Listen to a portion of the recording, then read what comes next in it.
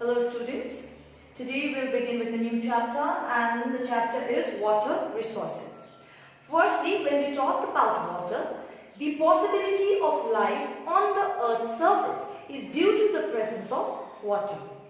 Nearly we know that 3/4 of the earth's surface is covered by water and is also found below the earth's surface as well. We know that one more time. We know that water is not just on the surface of the earth. It is found below the surface of the earth as well. So rainwater, ocean, rivers, lake, rainwater, oceans, rivers, etc., lakes, etc., okay, are natural sources of water.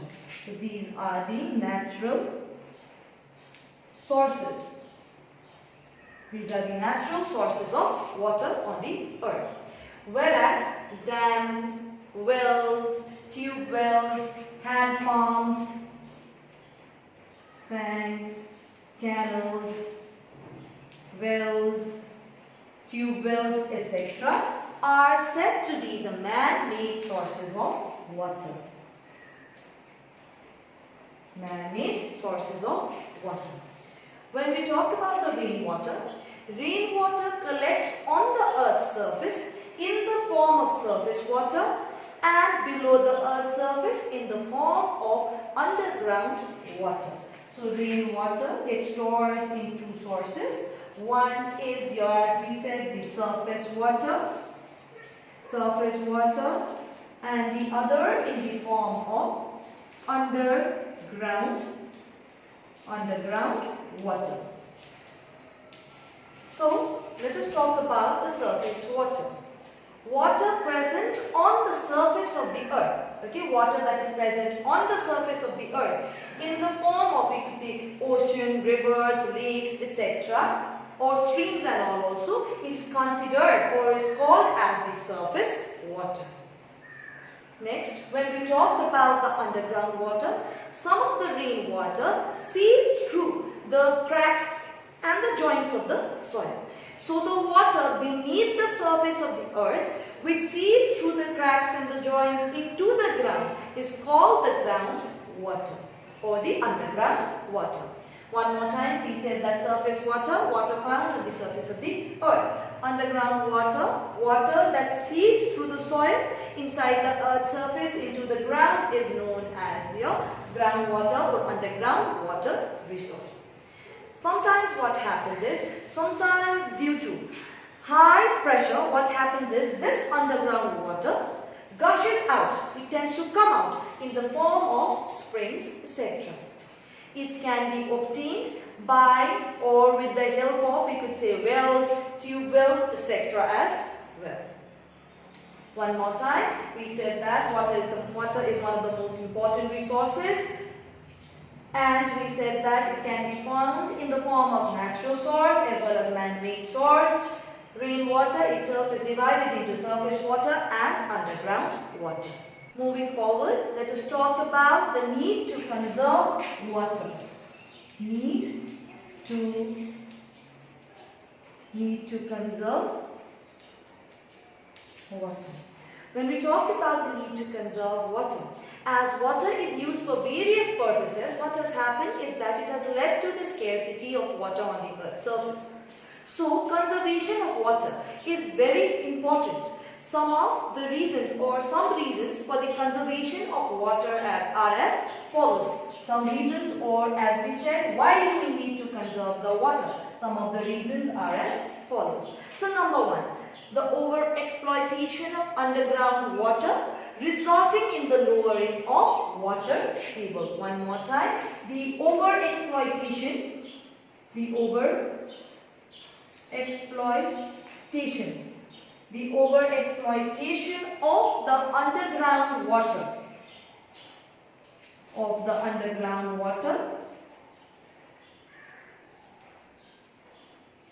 of the underground water results in the lowering of the water table. Okay, now what is this water water table, we could see the depth of the soil, okay, where all the pore spaces, the depth of the soil, where all the pore spaces of the soil, particles are saturated with water. That level where the soil is fully saturated by water is considered as your water table. So why do we need to conserve water? Firstly, because of the overexploitation of the underground water. Secondly, when we talk about the need to conserve water, we know that India has seasonal rainfall. India has seasonal rainfall. As India receives seasonal rainfall, and this rainfall that we are talking about is also not evenly distributed throughout the country. So what happens? Thus, conservation of water is essential as certain periods of the year, certain time of the year experiences scarcity of water in different places. So for that reason also, we need to conserve the water. Thirdly, we could say that industries utilize huge amount of water and also pollute the surface fresh water. So, thirdly we could say industries, what do? They utilize high amount of water and they also tend to pollute the surface fresh water, thus telling us to conserve the water, thus making us realize that there is a need to conserve water. Fourthly, we could say excessive irrigation.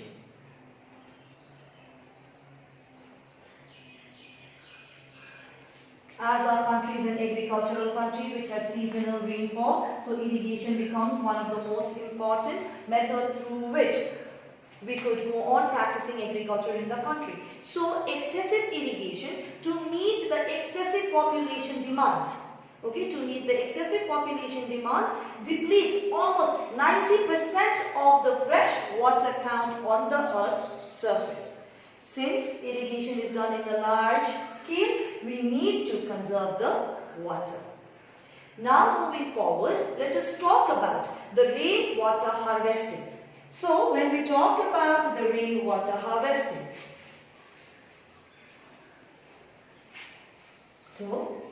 rainwater harvesting. So what is rainwater harvesting? Rainwater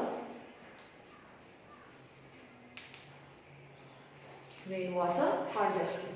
So rainwater harvesting can be defined as the method of storage or conservation of water. Method of storage or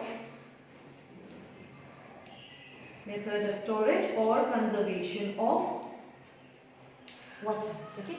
So the methods of conservation and storage of water by the use of water tanks during rainfall. What are they doing? They are storing the water. Method of storage of water or conservation of water by using water tanks. Okay, so that, why are we doing this basically? So that during the dry seasons, okay, the dry seasons are not followed by the scarcity of water. Or we could say that during the seasons where our country does not receive rainfall, okay, or during the seasons of scarcity of water, if we conserve the rainwater, we will not face the scarcity of water. Now, when we talk about the rainwater harvesting, let us now talk about the johats.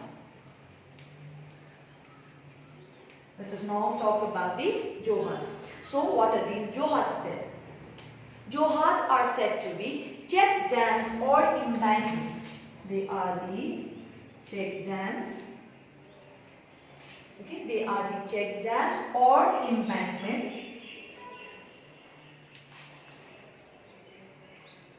Okay, the check dams or embankments built to store the rainwater in the same manner. Okay, built to store the rainwater during the monsoon season, during the rainy season on a large scale to prevent scarcity of water during the dry season.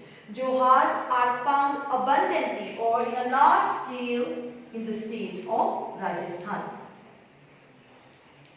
Okay, so one more time, when we talk about the rainwater harvesting, we said it is the method of storage or conservation of water so that during the dry season we do not face the scarcity of water.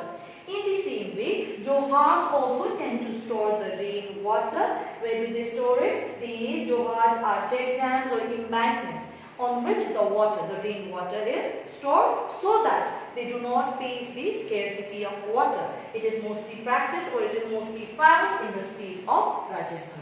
Now next let us talk about the objectives of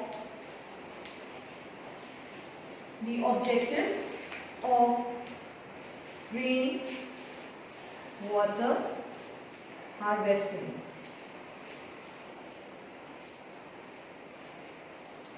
So now let us talk about the main objectives of the rainwater harvesting.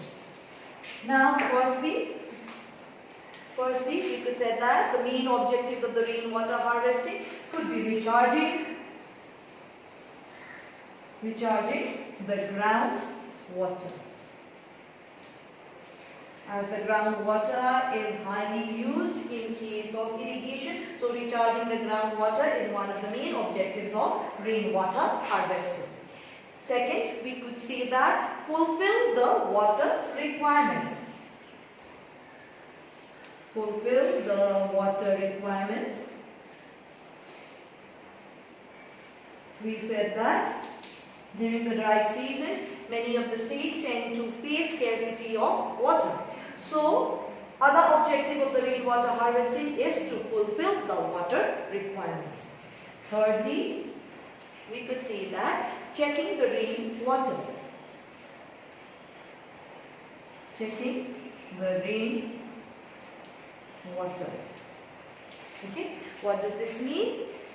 Checking the rainwater in such a way so that it does not flow away as runoff and the water is utilized for a better purpose. Fourthly, we could also say that it is an environment-friendly method. It is an environment-friendly method of conserving the rainwater so that the rainwater is utilized in a better way. So now moving forward, let us talk about the importance of the rainwater harvesting. Firstly, this process is the means to preserve rainwater. As we already said that India receives seasonal rainfall. So the water needs to be preserved so that the water can be used during the dry season. So rainwater harvesting helps us to preserve water.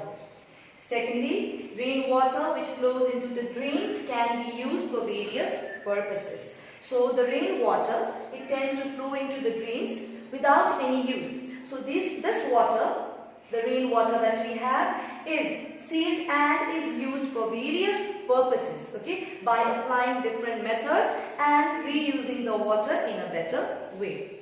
Thirdly, to meet the population demands. So as we know that the water that we have is used for various purposes and as our country has a huge population. So to meet this population demand of the water, rainwater harvesting acts as a method to provide water to this huge population of our country. Fourthly, excessive use of underground water.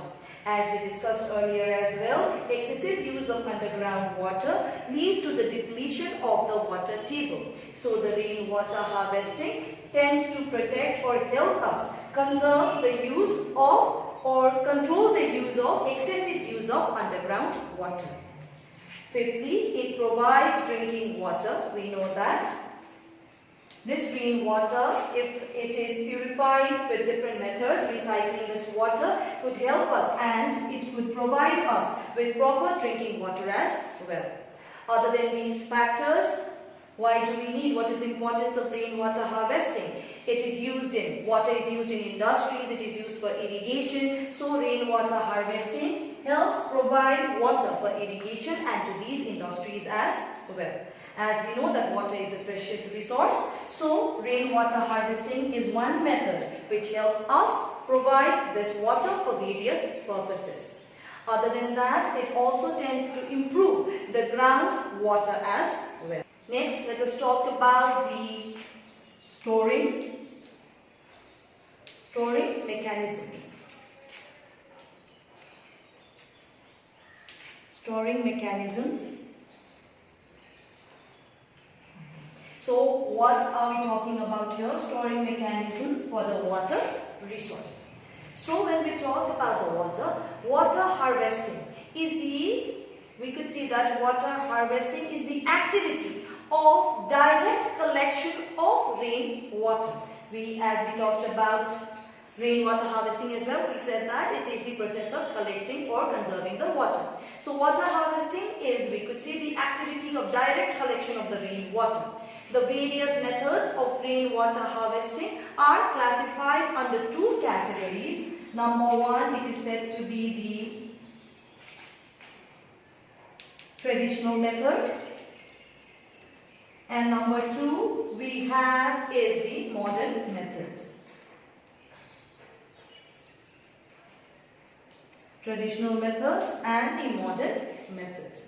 Storing mechanisms are known by different names in different areas. So they do not have the same names in all the areas or all the states. The name for these kind of methods varies from one area to the other. So the various kinds of traditional rainwater harvesting methods are as follows. They are known as Kunz. They are known as Kunz of the Thar Desert.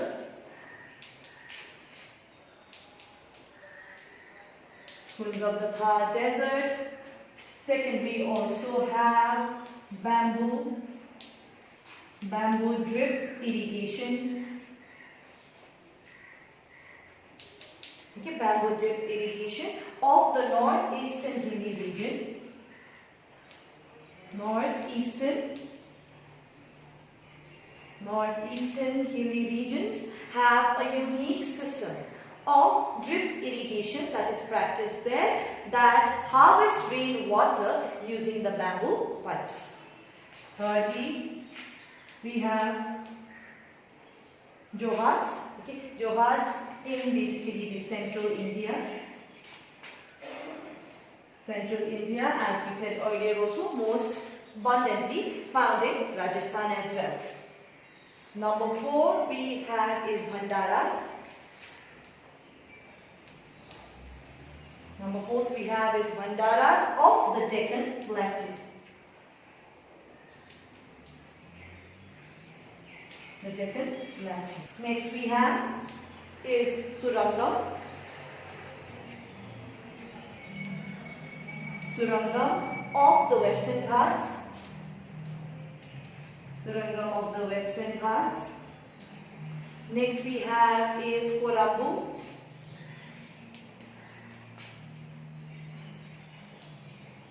Korambu of the Eastern Ghats.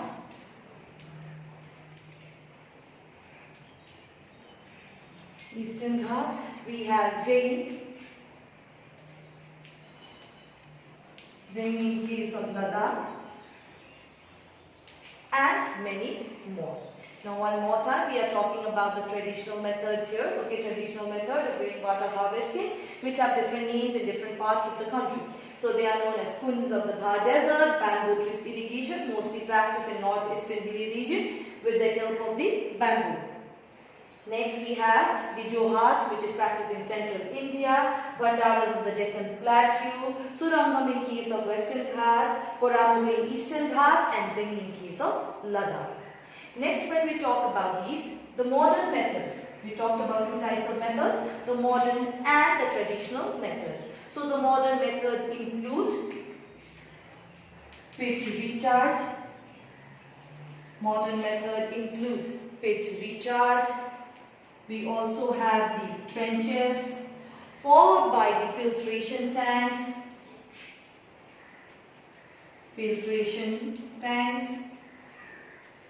Filtration tanks are followed by dug wells. And we also have pyrocement tanks. cement. Thanks. These are your modern methods, whereas these that we learnt about are your traditional methods having different names in different parts of the country, whereas these are said to be the modern methods that is practiced in case of conserving the water, or we could say rainwater harvesting methods used in the modern regions.